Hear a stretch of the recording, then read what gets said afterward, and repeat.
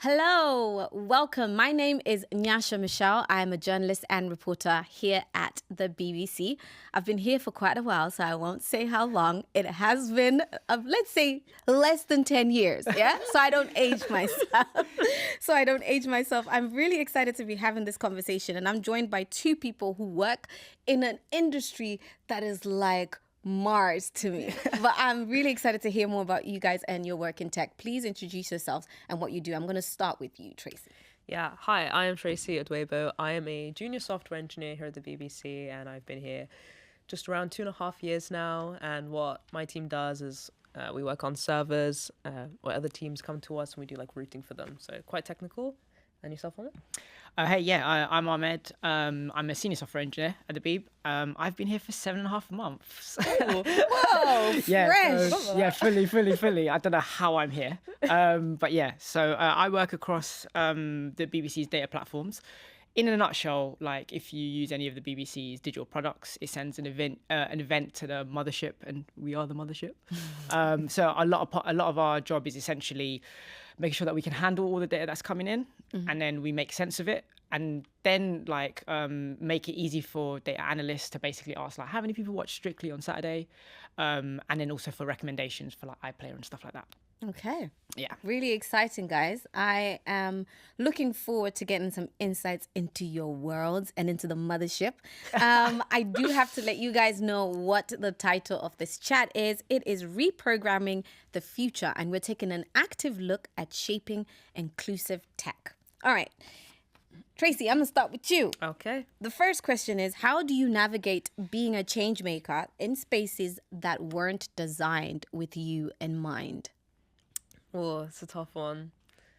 I think being part of a change maker obviously starts with knowing what needs to be changed. I think it's very difficult to say, speak for everyone whenever you want to make a change, but just getting to the bottom of things I'd love to see in the workplace.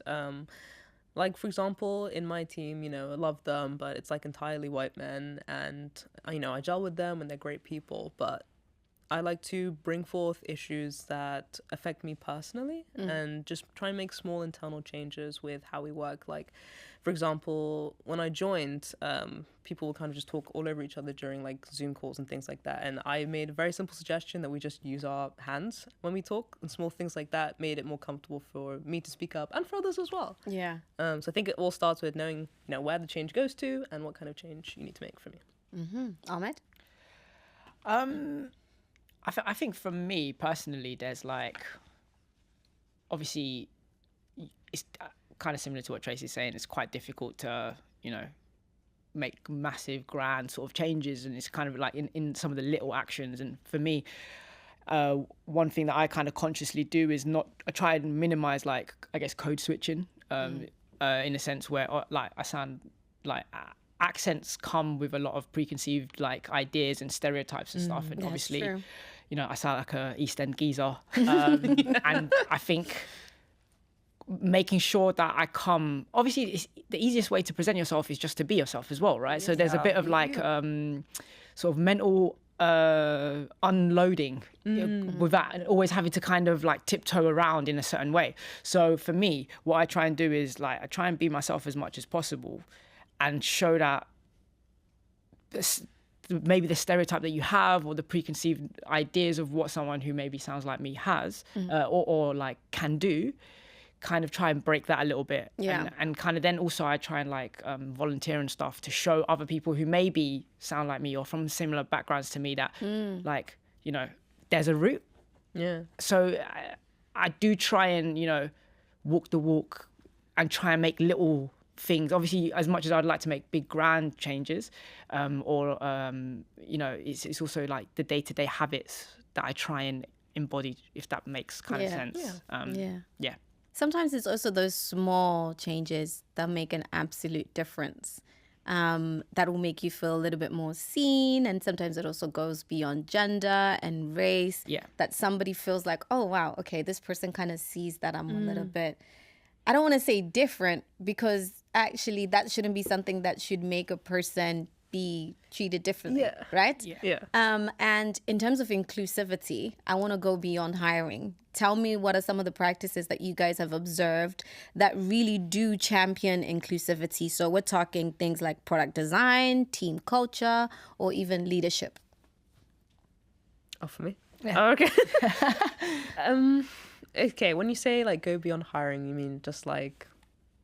So you've now gotten into that space. Yeah, In fact, yeah, I yeah. would love to hear from you, like your personal experience, Right. of course, because earlier on you mentioned the fact that you are one Black woman in a sea of people who are very different from you. Yeah. So is there anything that you've seen now you're in this space that has really championed inclusivity?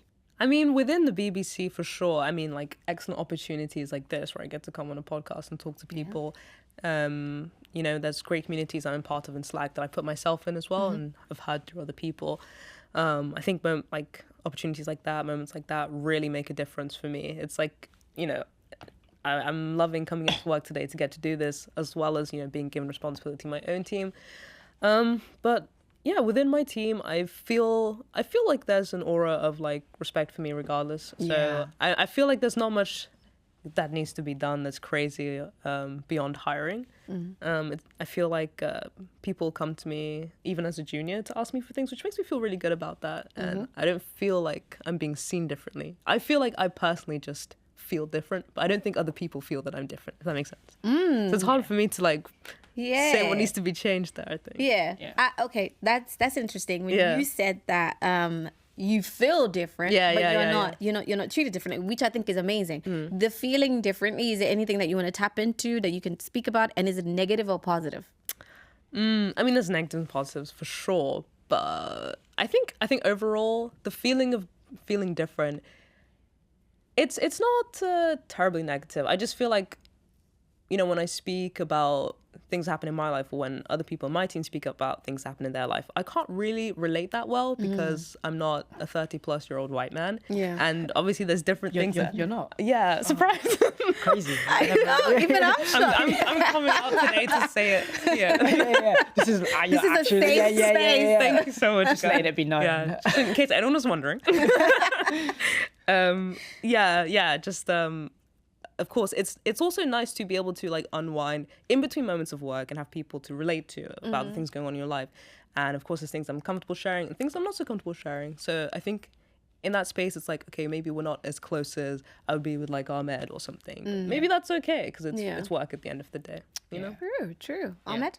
No, I like, yeah, in many ways, like kind of going off what Tracy said, I think for me, it's things like remote work that go, like, I want to say, I know it's going to sound kind of lame. Like, there's obviously large, big systematic things that like are hard to change and big conversations need to happen. But I feel like we can all do stuff that make things like easier and more inclusive for people, and work from home or working around people's childcare responsibilities, like disabilities, like undertaking time to, you know, like what you were just saying, Tracy, about like people talking over each other, understanding that some people don't keep up with conversations in the same way as everybody else, or like it's not just about one team, one dream, and we're all going to work in exactly the same way, right? It's like actually one team, one dream is how can I make everybody feel like they're working in the way that works for them? Yeah. So the things that I feel like that go beyond like the hiring is like practices that make it easy for people to work the way that they want to work. And then like, once again, as Tracy said, like the opportunities, like you don't want people to be like, oh yeah, we've got like token XYZ person now in the team. We don't need to do nothing else, right? Like there's, how can we get these people into positions where their voices are heard, their opinions matter, if their ideas are taken into account? Because fundamentally, a lot of what inclusion, like especially in tech, bit of a side quest, what especially in tech, we're building things that everybody uses. So fundamentally, you can't have a small subsection of society build things for everyone. Because absolutely. I don't know. I don't have a kid. I don't have like a disability. Like, as much even the most empathetic person, like it's just way easier to get people that actually have that lived experience. So, yeah, like stretching out, like opening up the kind of people that are involved and like making it easy for everybody to be involved fundamentally makes better things and more usable products for the people that we care about, which I hope for most people in tech is the users at the end of the day. Yeah. A bit controversial. Rumor has it is the users. But yeah, so yeah. That was, I don't even know if I answered the question. No, you did. You actually did. And you reminded me of something. It's a story that I keep seeing on Instagram every now and then. It pops up every year or so. It's about a black female doctor. She just tells the story that there was this woman who came to see her and she was not in a good shape. And she just was asking her, like, why have you not been coming to get looked at? Maybe is it because you don't like doctors? And for her, she was like, no, it's not that. It's that she is an elderly black woman with black natural hair, so cannot necessarily take care of her hair. Yeah. So when she comes into the space, for some of the medical practitioners who do not understand how our hair can look like, etc., they then look at that as she is unwell.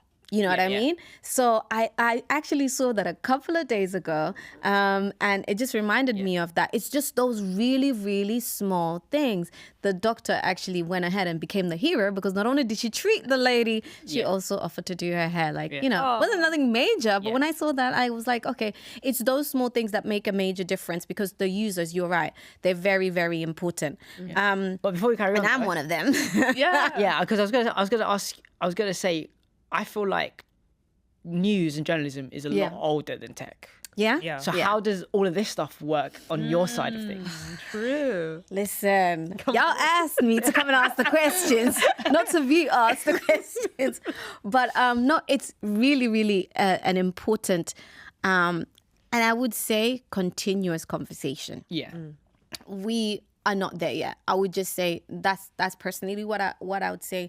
A lot of people feel from different sides of society, different parts of society, we could do with a lot more of adjusting our work schedules for like mothers and fathers, family people, definitely for people who need accessibility. We use tech a lot more now, and there's some people who might have some type of disability that they are unable to use it. You know, everything that we do now is all online. It's on the cloud, etc. I also have a number of colleagues who are actually on this on the spectrum. So for them, like they completely work differently when it comes to these systems. So sometimes it's just like, okay, it's come on, you have to start using it, and you're hardly given enough time to navigate it. And some people are just like, okay, great, it's easy, but not everyone's brains work like that. But let's go back to technologies. You know, emerging stories, emerging narratives, emerging technologies. What emerging technologies would you say have the greatest potential to either widen or close the equity gap? And I'm going to direct that to you first, Ahmed. So in many ways, like technology isn't necessarily by itself gonna widen or narrow the gap, right? It's how that technology is used. Which is it sounds like a bit of a cop-out, but bear with me. I think, of course, like you could say, you know, things like AI or like automation and these kind of things that are like right now sort of front of mind. But there is like fundamental technologies that have been widening inequality, like credit scores and things. Like these are technologies, these are algorithms and like the numbers that essentially get spit out and judge a person, right? So I feel like there's a larger discussion around like how the technologies are used, and kind of like who has power over that technology and, you know, that kind of thing. But the obvious one right now is AI, right? That's the one where at its core, AI is trained on data that we currently have collected or whatever. So the quintessential example is using facial recognition in suspect identification in police sort of police rooms, police buildings, I don't know, whatever they're called. And like we know that data is very, very skewed. It's not, there's this like perception that because it's an algorithm, it's unbiased and it's more objective than like the human, but no, like anything that human touches and is involved with is going to be bias, and acknowledging and accepting is the first point, because then you can begin to rectify some of those biases. And yeah, let's not just, and make sure that we're not just running and going, we have facial recognition, let's use it in police, let's use it in like immigration control or whatever, you know what I mean? Like, and these are places where shoddy algorithms are being peddled by certain companies and are being used. And like, personally, I don't necessarily see like how things like that aren't gonna widen in inequality by sort of entrenching stereotypes into these objective algorithms, right? Because now be like, oh no, but the algorithm said, but the algorithm's biased, right? But you get this idea that algorithms are objective and don't worry about it. But yeah, anyways, I'm gonna stop ranting. No, it's okay. So then, what is the solution to that? Well, I kind of going back to, I guess, the point of this whole thing, like obviously having more people involved in creating technology. And so there's this book that I really like. It's called Design Justice, and I'm going to butcher the author's name, so I'm not even going to say it, but there's not many books called Design Justice. You can Google it. And one of the most interesting things that this author mentions is how definitions narrow design and who can do design and what is considered design and what's considered art, right? Okay. And I think that there's a certain kind of similar thing with technology where, you know, you're in tech if you write code. Whereas if you open up that definition where, you know, people who work in IT support, sound engineering, people that, you know, do color grading and know tech specs of cameras, and there's lots of people who are writing, you know, Excel spreadsheets, and like there's a lot of people that are actually involved in technology that don't feel like techies, because there's this one concept of a techie that we all kind of have been told by media, this is what a techie looks like and this is what they do. And kind of expanding the definition would allow more people to feel ownership. Because if I feel like I kind of just get like whatever I'm given and I just kind of use it, and I don't, like, it's not magical, it's not scary. Like, you can have a say, you can, I'm not saying everybody should be a coder, but there are ways of being involved in the conversation without being like, oh, I'm gonna like write code every day. So yeah, basically expanding definitions and getting more people involved, inclusivity, like, it's a bit cheesy, but it is kind of like goes a long way to solving some of those problems, right? Like, we're not here like peddling it because it's just a fun thing to talk about. It genuinely does go a long way to solving some of those problems. So then, Tracy, who do you think is being left out of those conversations? Because especially like as AI and automation is like evolving literally on what you've tapped into, who do you think needs to be in that room? There are countless criteria of people who need to be in the room who will not be allowed in the room, I think. I definitely agree with Ahmed's point where, you know, every technology is a double-edged sword. It's really hard to say which one will have the biggest impact. Okay, maybe AI is the hottest talking point. It could be different tomorrow. But like disabled people, homeless people, just a lot of people that will not get the chances, you know, that they deserve to be in the same room. Like, for example, I saw like a video the other day of this blind woman who was trying to find a certain oven that was more tactile, but a lot of ovens that are being produced have touchscreens on them.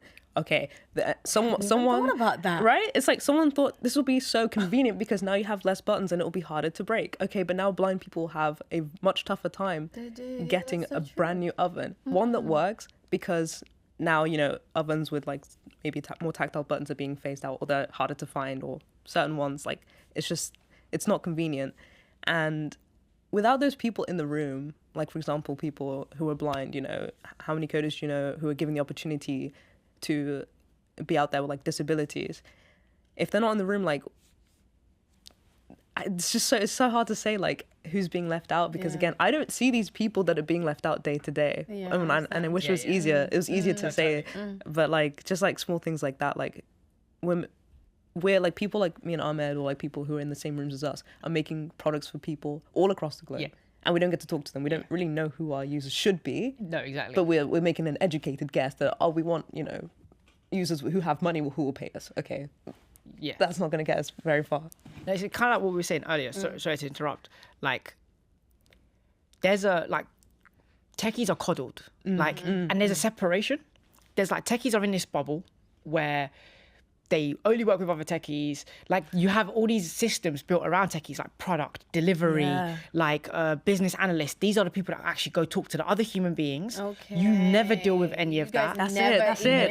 Yeah, It's like echo chambers. no, literally, and it's like you get like free food, so you don't ever have to leave, and like you got like dedicated blogs and like websites that only programmers use, and it's like there's this like separation. But in many ways, like I'd say some of the more like powerful people in society today are programmers, right? They're almost like these custodians of technology, yet they literally kind of like we stay like within this very narrow bubble where we talk to pretty much the same people, same opinions, same ideas, and we're then expected to create stuff for every other type of person who, do you know what I mean? Like when you don't even see other people, you don't see it's a problem that they're not here. Yeah, exactly. Do you know what I mean? Like you don't know what you're not missing. Like, exactly. They almost kind of don't exist. Yeah, like, exactly. So then how do you ensure participation from those underrepresented voices? I'm not sure there's like an easy solution without, like you said, having people surrounding you, like, you know, product managers, people who talk to other clients for you, because I don't have the skills to talk to people. I was just about to ask, do you guys speak to the regular people? And if not, why? I only speak to devs, really. I don't have the ranking to speak to humans that don't.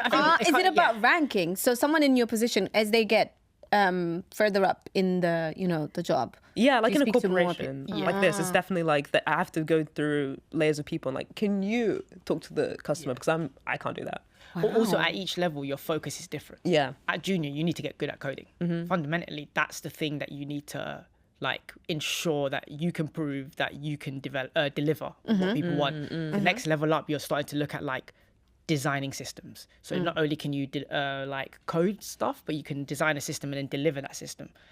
Like at the point where you start senior, principal, that's where you start going, what do our users want? Yeah. Like, who are our users? Like, what is the business value that we're bringing? So there's a very not linear, but there's It's like a little hierarchy. Yeah, exactly. Yeah, it's quite defined. Yeah. Okay. It kind of makes sense because it's like, as a junior, if I can't design a system and deliver something, what's the point of asking the user? I can't make what they want, that's you know? true. Yeah. Okay. But it also, leaves room for misinterpretation. Yeah, misinformation. because I was going to say, I mean, Yeah. they could feed that information down to you guys that this is what the customers want, but is that always the case? Yeah, so they do. So that's essentially what all of these auxiliary roles, like delivery, product, project managers, technical project managers, these are the things that a lot of them doing. Essentially what they're doing is they're going to management, understanding what either management or the users, depending on like if you're internal facing or external facing, and then distilling that down into essentially bite-sized chunks that the file and rank, as it were, programmers can deliver. Okay, you got like Tracy, you got this they chunk. can implement Ahmed, you've it. got this chunk, exactly. And then we have these little chunks that we each focus on, and a large part of our work is like how much like zoning in time, like people complain all the time about context switching, and like the excuse kind of is that if I have to talk to users, that's too much context switching. Like I won't be able to zone in. Content switching? No, context. Context switching. Give me an understanding of what that is. Is it like you have to... No, let me not try. Just tell me what it means. No, just like when, for example, you've been working on one feature for like two and a half hours. You're like, okay, I'm getting somewhere, I'm making progress. I'm in the zone and I'm doing this. Yeah. Okay, all of a sudden, your user wants a different feature and you have to go and then like kind of drop this and then start thinking about how to build the next one. And then you're going back to this one and you have to keep... It's just too much. Yeah. Okay. Essentially, it's like focus. Yeah. Focus time and like focusing on one thing for a long period of time. And that's at the sort of earlier stages. You want to cultivate that time as much as possible so you can get good, essentially. Yeah. Okay. All right. Yeah, makes sense. You can get a bit more like autopilot and then just like, okay, you can context switch easier because you can just bang this out in 5 minutes. It's whatever. Exactly. Okay. Yeah. I don't know if that helps. You're just looking at me funny. Do you see the way I'm looking at you? You're like, I mean, I get it, but I'm still like, all right, this is like I said, you guys are on Mars, man, or on the moon. I mean, or something. hearing what you do, it's really like day and night. I'm like, well, damn, you guys are just doing anything. Like, no, for you to say that, I feel like the listeners need to really know that journalists don't talk to us. Yeah. You lot are in the ivory tower. Like, we don't hear the from ivory tower, yeah. like right now, you've descended to bless us with like. Oh, I wow. feel like I'm like a basement doll. I'm in a corner in the dark. I'm just writing stuff. And it's just like. No, Guys, we do not treat them like that, by the way. They do. No, so no, obviously, it feels so far apart in many ways, but in reality, like there's just so much overlap as well. So I think people outside find it weird that we don't necessarily talk that much. Yeah. But At all. Yeah. literally. Like- But I think that like needs to happen. The closest I get to speaking to tech people, and I don't even know if these are the tech people in the company, is when the computer ain't working and I'm calling IT. You know, and they don't even and try. you have to wait in a little queue. Yeah, but you know what I was actually going to say? Sometimes they don't even want to do that. Okay, let me connect remotely, because they're not trying to have to come Yeah, no, I down get or it, come I get up it. to wherever we are. But they clearly are a lot of things that are working within the industry, but then there are some changes, of course, that are needed, like you guys have said. So you guys have mentioned quite a lot of things that are working, and of course some changes that need to be made, right? But let us tap it down, bring it down to one. Yeah. What is one bold, unconventional change that you think needs to happen in the industry in order for it to evolve? I think it's not, I guess, innovative, but I would say probably unionization. I'd say because typically unionization works for workers' rights, but I think there's also an element with tech where we can kind of focus on users' rights as well, where like how can I like whistle blow or say that, you know, what my company is doing isn't necessarily great, and offering support for people and making sure that they don't that they can put the users first, essentially. So yeah, I'll keep it brief, but I think there is a begrudging unionization movement going on, but I think going forward that's the thing that I think would be really interesting to happen to the industry. Okay, if the conversation is happening, then we're watching. We are watching. Yeah, really. Tracy. Maybe a controversial one, but I think there needs to be less, almost like nepotism hire. I think from what I've heard from like internal hiring or like maybe external hiring that's like presented external, but it's really internal. It's like people just hire like friends of friends, people they know, and they're like, oh, I need this person on the job. I need this person on the job. And I think it's definitely important to know that you have someone that can fill the role, you know, someone who's just there to do the job, but it also leaves gaps for, like I said, inclusivity and diversity, even in thought, not necessarily even in background or anything like that, but okay, this person who's worked here 7 years can now hop onto this team because I just need this role filled quick and something like that. You know, no hate to people who do that, but I think if we're talking about radicalizing changes, I think that could definitely be an interesting step. Okay, perfect. Guys, this has been a very insightful and interesting and fun conversation to have. I've definitely gotten to know a little bit more context switching. Yes. I'm going to use it in my own context, whichever way that is going to be. And I'm going to be like, I learned that from my techies. All right. Well, thank you so much for joining us. I hope you've enjoyed this conversation as much as we have. Bye.